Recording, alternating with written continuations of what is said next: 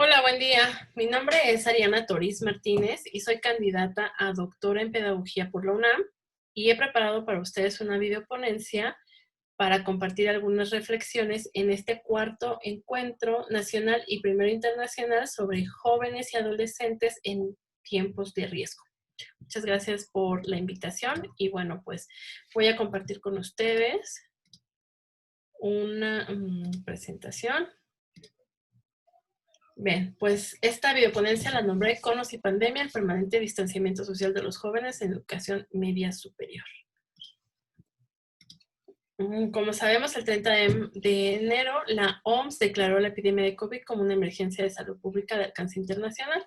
¿Qué sucedió en México? Bueno, pues en febrero llega el primer caso de COVID-19 y el lunes 23 de marzo se inicia la Jornada Nacional de Sana Distancia, la cual implicó la suspensión temporal de actividades que involucran la reunión masiva de personas.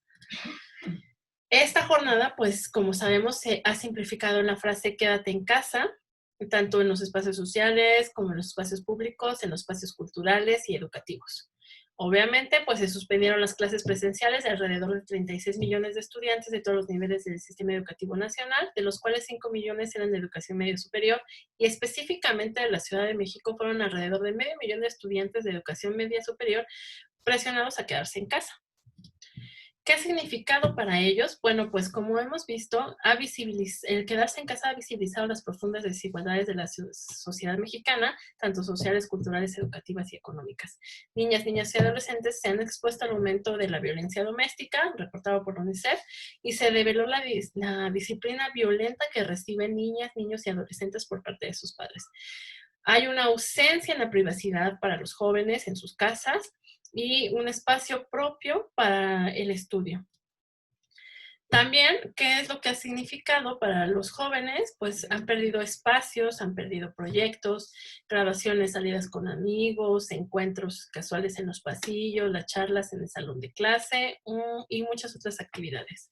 Aumentó el distanciamiento social de los jóvenes de educación media superior, evidentemente por esta cuestión. Bueno, pues yo a qué me estoy refiriendo aquí con el permanente distanciamiento social de los jóvenes de educación media superior.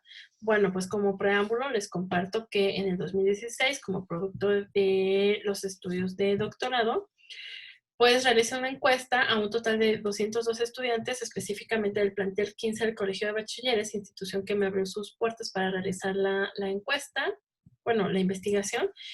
Y bueno, además de la encuesta, realicé observaciones de clase para identificar qué prácticas educativas favorecen el desarrollo del pensamiento crítico. El 63% de mis encuestados son mujeres y el 34% son hombres y el 3% pues no respondió. Bueno, la encuesta en sí tuvo por objetivo identificar las prácticas socioculturales vinculadas a la formación del pensamiento crítico. Y bueno, como dije, también hice observación de clase, entrevista a profesores y entrevista a estudiantes. Se partió de la premisa específicamente con la encuesta de que el pensamiento crítico en estudiantes no es una cuestión del contexto escolar, sino también sociocultural, familiar, porque en ellos aportan experiencias y elementos desde la cual los estudiantes se posicionan.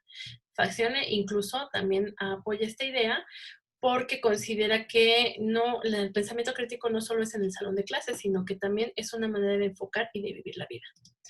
Bueno, pues, ¿qué es lo que hice con respecto a la encuesta? Recuperé evidencia empírica sobre el contexto sociocultural y familiar, específicamente para ver qué actividades realizan y que puedan estar vinculadas con el pensamiento crítico. En el contexto escolar realicé observaciones de la práctica educativa y de cada uno de estos elementos fui encontrando cuestiones que se fueron interrelacionando entre sí. Bueno, respecto al contexto sociocultural, traigo con ustedes 5 elementos a compartir con ustedes sobre lo que encontré y las actividades extraescolares y de entretenimiento prácticamente para los estudiantes se reducen a salir con los amigos a sus casas o a la casa de ellos. O si acaso a un lugar muy cercano que está al plantel, que es el Parque de los Dinamos. Como actividades de entretenimiento están las redes sociales, 100% para los estudiantes, tanto de comunicación como para conocer o para desarrollar otras actividades.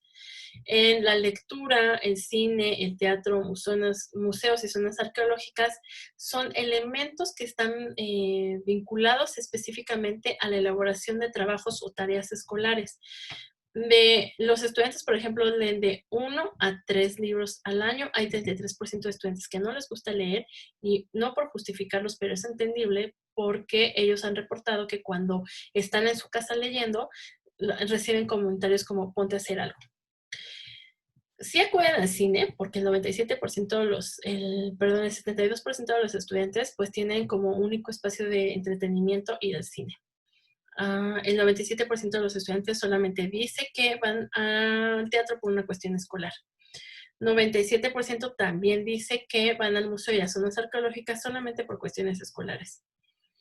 Aquí, respecto a los recursos tecnológicos, bueno, es importante mencionar que el 85% de los estudiantes se conecta a Internet por el celular, el 55% tiene una computadora compartida y el 45% de esos estudiantes que respondieron a la encuesta en ese momento reportaron que no tenían computadora. La conexión a Internet es un factor muy importante porque hay estudiantes que se conectan más de 8 horas al día por 7 días de la semana, lo cual ya es un tiempo más amplio del que ellos acuden a la jornada escolar. Bueno, una cuestión muy favorable de los estudiantes es que los profesores los van introduciendo al desarrollo del pensamiento crítico a partir de actividades pues, más particulares y luego van haciendo más generalizaciones más amplias. Empiezan con actividades que tienen que ver con el análisis y la sistematización de la información y después van haciendo más complejas. Existe una expectativa por parte de los profesores de que los estudiantes ya deberían de saber los temas, lo cual es una paradoja. Respecto al tiempo en el aula, es muy importante aquí y hay que puntualizar mucho porque los estudiantes invierten tiempo para practicar en clase, no tienen espacio para el intercambio con sus compañeros en otros lugares, por tanto, en clase platican, desayunan, se maquillan, se peinan, realizan trabajos de otras asignaturas. Por lo tanto, los profesores cuando en una clase de 60 minutos se llevan entre 20 y 30 minutos para organizar el trabajo en el grupo. Y en clases de 120 minutos, pues podría esperarse que se lleven el mismo tiempo, de 20 a 30 minutos, pero no, paradójicamente invierten más tiempo para organizar el trabajo del grupo. ¿Por qué? Porque los estudiantes están interesados en otras cosas. Si no tienen espacios para la recreación, si no tienen un espacio para que potencialicen su creatividad, para que enriquezcan su bagaje cultural, obviamente que pues esto se mira en estas actividades que hacen en el salón de clases y el tiempo que impacta en el desarrollo de las actividades educativas. Los contenidos escolares en el aula, bueno, pues me enfoqué en 3 tipos de contenidos que se abordan desde el enfoque por competencias, que son conceptuales, procedimentales y actitudinales. Y aquí un dato muy curioso es que los profesores hacen énfasis a los contenidos actitudinales, pero los vinculan justo como las normas de comportamiento. En el contexto familiar, bueno, las familias de los estudiantes son poco extensas, están integrados de 4 a 5 miembros. Los estudiantes son dependientes económicos de ambos padres. Estudiantes y padres viven en casa de los abuelos, lo cual es un dato importante para las dificultades de la independencia. Bueno, en el nivel educativo de los padres es que la mayoría o está trunca la educación media superior o la concluyó. Un dato importante es que las madres tienen mayor porcentaje de estudios concluidos en comparación con los padres y una menor remuneración económica. El lugar de la cultura en la familia es importante porque hay una poca inversión en la cultura. Las actividades culturales no son importantes para las familias, incluida la lectura. Al cine acuden 2 o 3 veces al año. Las familias van de vacaciones una vez al año, pero a lugares muy, muy cercanos a la Ciudad de México. Y las visitas a museos son solo para acompañar a sus estudiantes, bueno, a sus hijos, perdón. ¿Qué tuvieron en común los 3 espacios? Bueno, que tanto en el contexto sociocultural, en el contexto familiar y en el contexto escolar hay un distanciamiento social. ¿Por qué? Pues porque los estudiantes no tienen espacios de recreación, no tienen espacios para el deporte, no tienen espacios para actividades socioculturales, no tienen espacio para la recreación literaria, no tienen ningún de estos espacios. ¿Y qué es lo que se ve en el aula? Bueno, pues una atención de los estudiantes hacia otras actividades que no tienen nada que ver con lo escolar. Eso sucedía y eso reportó los datos de esta encuesta aplicada en el 2016. Bueno, ¿de qué manera los estudiantes de educación media superior están atravesando la pandemia? Bueno, si la jornada ha sido del contexto sociocultural, quédate en casa, en el contexto escolar, quédate en casa, en el contexto familiar, quédate en casa, bueno, pues el distanciamiento social pues se agudizó y que ya se venía presentando desde ese momento y que ahora pues es más permanente, más visible y que es permanente, que ha estado permanente. Entonces, antes de la pandemia por COVID, los estudiantes ya vivían un distanciamiento social que se visibiliza y es intangible en esas distracciones en el aula de clase. No tenían un espacio propio para el estudio y tampoco lo tienen ahora. No tenían espacios para la diversión, entretenimiento ni para la sociedad necesaria y vital para la creatividad. No contaban con una computadora propia, la compartían con sus hermanos, lo mismo que el televisor, lo cual pues presenta serias dificultades ahora con estas estrategias de aprender desde casa.